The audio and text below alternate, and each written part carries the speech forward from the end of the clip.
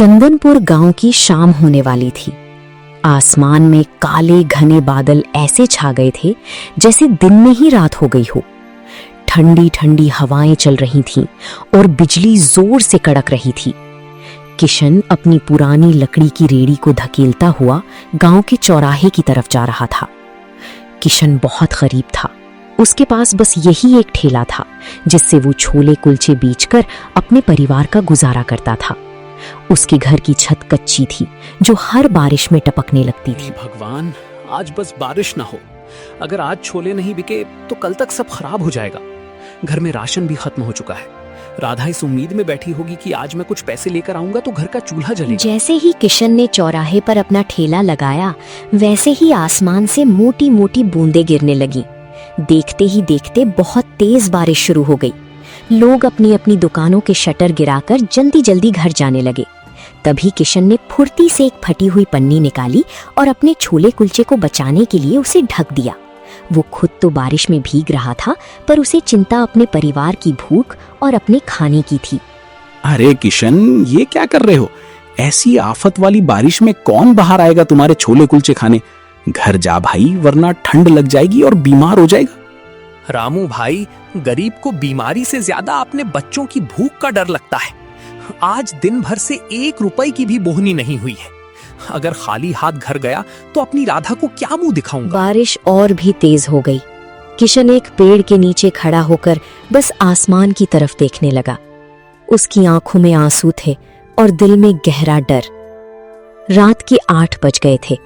बारिश थोड़ी धीमी जरूर हुई थी, लेकिन हर तरफ भयानक सन्नाटा था। किशन ने सोच लिया था कि आज का दिन उसके लिए बहुत खराब गया है और अब उसे घर लौट जाना चाहिए। वो अपना सामान समेट ही रहा था कि अचानक एक बड़ी सी कार कीचड़ उछालती हुई आई और सीधे किशन के ठेले के पास आकर रुक गई। उस कार से एक सूट बूट वाले बाबूजी बाहर उतरते हैं। ओ भाई, क्या कुछ खाने को मिलेगा? हम लोग शहर जा रहे थे, लेकिन आगे का रास्ता बारिश के कारण बंद है। बहुत जोर की भूख लगी है।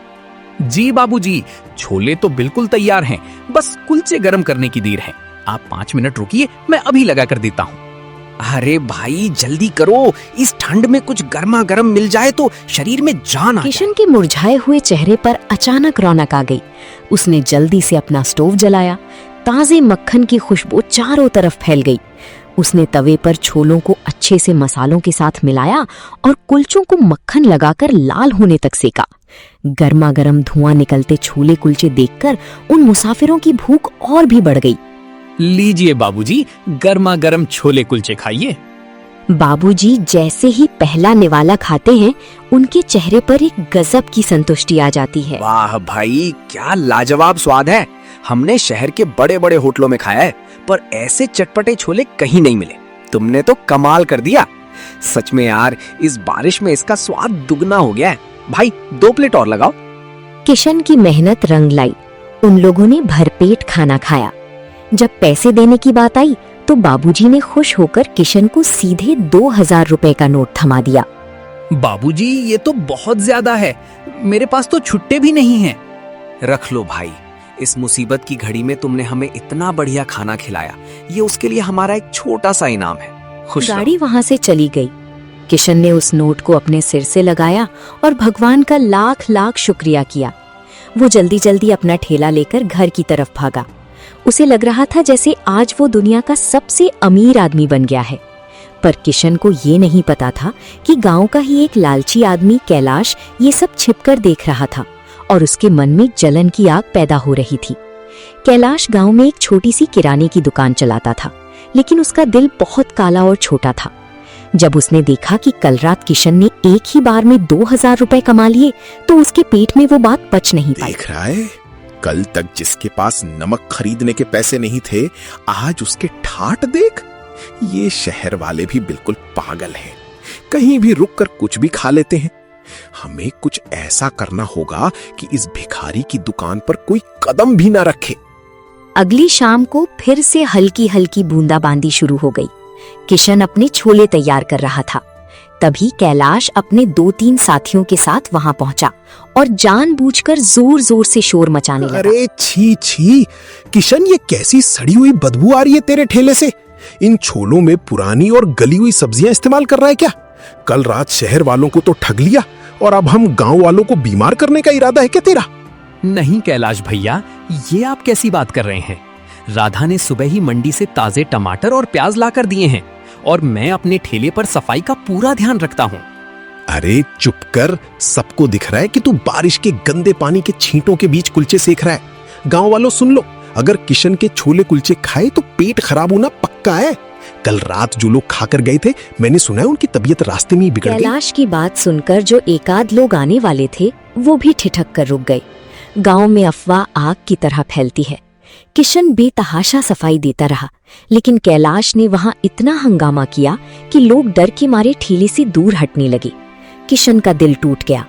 उसे समझ ही नहीं आ रहा था कि बिना किसी गलती के उसे ये सब क्यों झेलना पड़ रहा है। अगले 2 घंटे तक किशन बिल्कुल खाली बैठा रहा।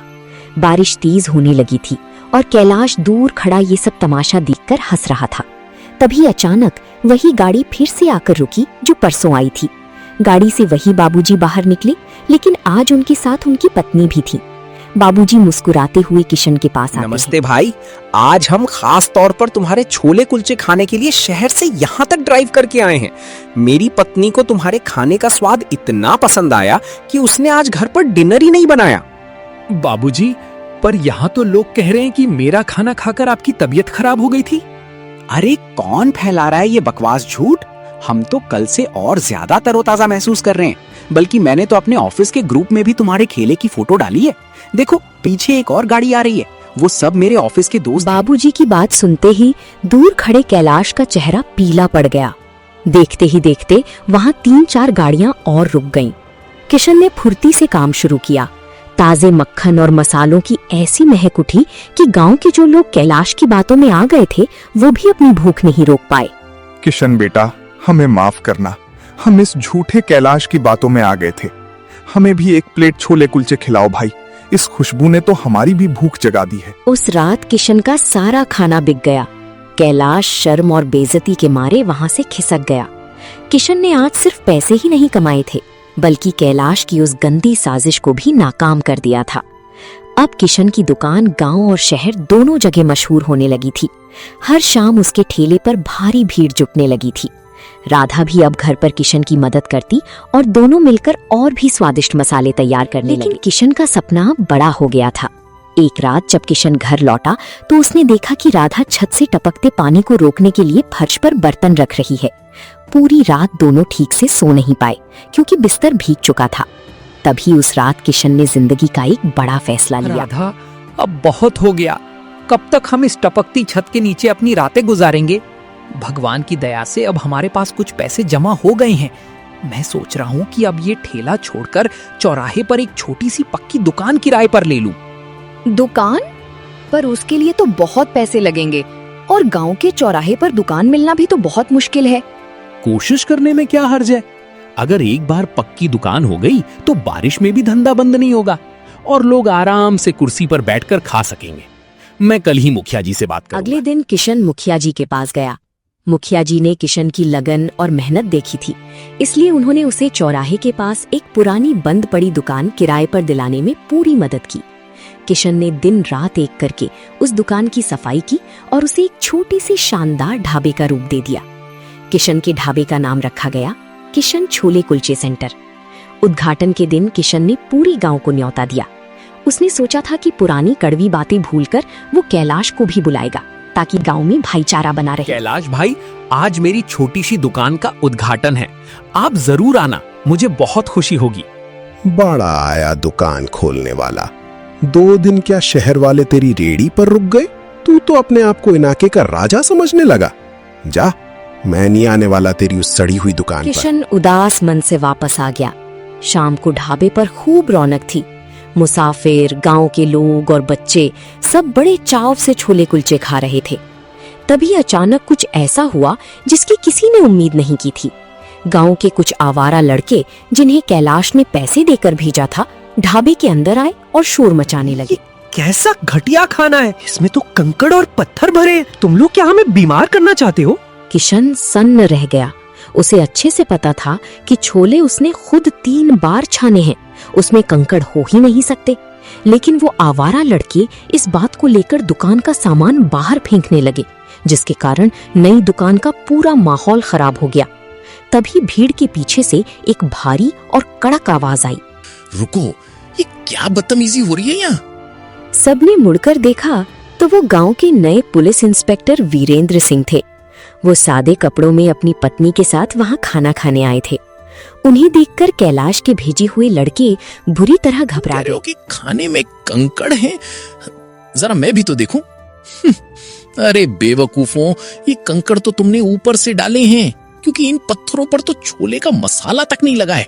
सच सच बताओ, तुम्हें यहाँ ये हंगामा करने के लिए किसने भेजा है? वरना अभी सबको हवालात की हवा खिलाऊंगा। वो साहब, हमें तो कैलाश भैया ने बोला था कि किशन की दुकान किसी भी कीमत पर जमने नहीं देनी है। उन्होंने हमें इस काम के लिए पैसे दिए थे। ये सुनते ही वहां खड़े गांव वालों में कानाफूसी शुरू हो गई। सबको समझ आ गया कि किशन बिल्कुल बेकसूर है। इंस्पेक्टर वीरेंद्र सिंह ने उन लड़कों को दो दो थप्पड़ लगाकर वहां से भगा दिया। किशन भाई, डरो मत, तुम्हारी ईमानदारी ही तुम्हारी सबसे बड़ी ताकत है। आज से यहाँ तुम्हें कोई गुंडा परेशान नहीं करेगा। चलो, अब हमारे लिए 2 प्लेट बढ़िया से छोले कुलचे लगाओ, बहुत तेज भूख उस लगी है। दिन के बाद गांव वालों का भरोसा किशन पर और भी ज्यादा अटूट हो गया। किशन का काम अब दिन दुगनी रात चौगुनी तरक्की कर रहा था। दूसरी तरफ कैलाश की जलन कम होने का नाम ही नहीं ले रही थी। उसने सोचा कि अगर किशन छोले बेचकर अमीर हो सकता है तो मैं क्यों नहीं। उसने भी अपनी दुकान के ठीक बाहर छोले कुलचे का एक बहुत बड़ा सा बोर्ड लगा दिया। वो किशन ताजी सब्जियां और महंगा मक्खन डालता है, इसलिए उसे बचत बहुत कम होती है। हम क्या करेंगे, हम मंडी से सबसे सस्ती और थोड़ी बासी सब्जियां लाएंगे और मक्खन की जगह सस्ता डालडा घी इस्तेमाल करेंगे। स्वाद बढ़ाने के लिए खूब सारी तेज लाल मिर्च डाल देंगे, किसी को कुछ पता नहीं चलेगा। उस दिन के बाद गांव वालों का भरोसा कैलाश ने दुकान तो शुरू कर दी, लेकिन उसका इरादा सिर्फ बेईमानी से पैसा कमाना था, लोगों की सेवा करना नहीं। शुरुआत में कुछ लोग कम दाम के लालच में कैलाश के पास गए, लेकिन 2 ही दिन में उसका बुरा असर दिखने लगा। अरे कैलाश, ये क्या जहर खिला दिया तुमने? कल रात तुम्हारे यहाँ खाया था, तब से पूरे घर का पेट खराब हो गया है। सुबह से डॉक्टर के यहाँ चक्कर लगाने पड़ रहे। धीरे धीरे कैलाश की पूरी पोल खुलने लगी।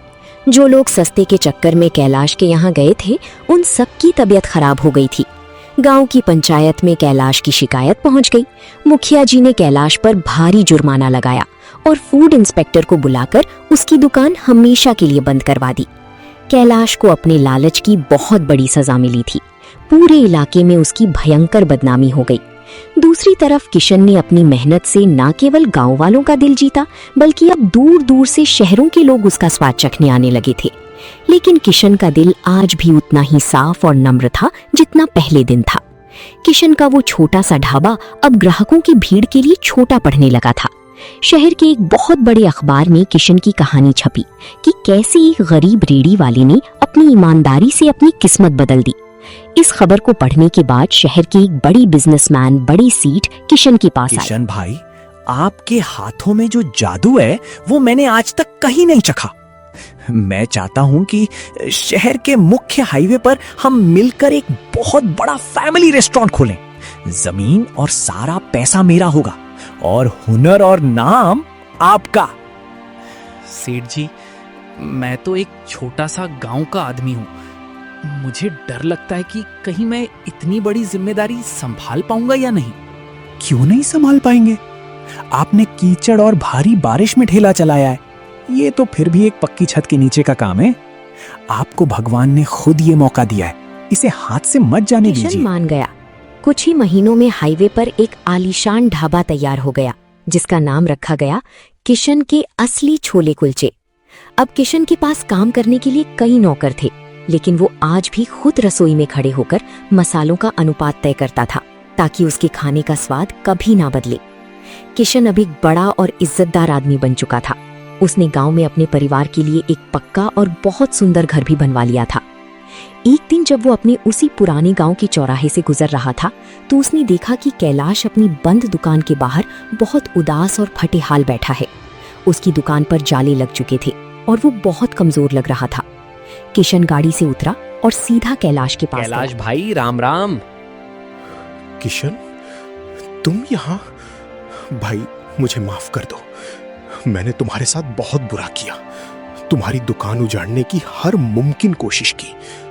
आज देखो, कुदरत ने मुझे वहीं लाकर खड़ा कर दिया है। मेरी दुकान बिकने की कगार पर है और मेरे पास कोई काम नहीं बचा है। क्या हालचाल है? पुरानी बातें भूल जाओ कैलाश भाई, इंसान तो गलती का पुतला है। मुझे आपसे कोई शिकायत नहीं है। अगर आप चाहें तो मेरे नए हाईवे वाले रेस्टोरेंट में स्टोर मैनेजर का काम संभाल सकते हैं। मुझे वहां किसी अपने और भरोसेमंद आदमी की सख्त जरूरत है। तुम सच में बहुत महान हो किशन। मैंने तुम्हें जमीन पर गिराना चाहा और तुम मुझे इस बुरे वक्त में सहारा दे रहे हो। मैं भगवान की कसम खाकर वादा करता हूं, अब जीवन में कभी लालच नहीं करूंगा और पूरी ईमानदारी से तुम्हारा काम करूंगा। किशन ने कैलाश को गले लगा लिया। वहां खड़े गांव वाले ये देखकर दंग रह गए कि कैसे एक गरीब ठेले वाले ने न केवल अपनी गरीबी को हराया, बल्कि अपने सबसे बड़े दुश्मन को भी अपनी अच्छाई और बड़े दिल से जीत लिया।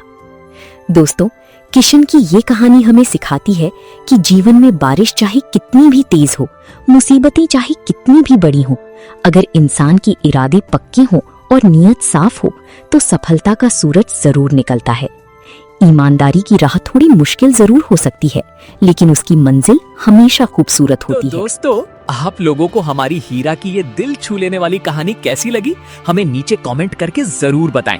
और हाँ, अगर आप आगे भी ऐसी ही प्रेरणादायक कहानियां सुनना चाहते हैं तो इस वीडियो को तुरंत लाइक करें, अपने दोस्तों के साथ शेयर करें और हमारे चैनल को सब्सक्राइब करना बिल्कुल ना भूलें। मिलते हैं अगली कहानी में, तब तक के लिए धन्यवाद।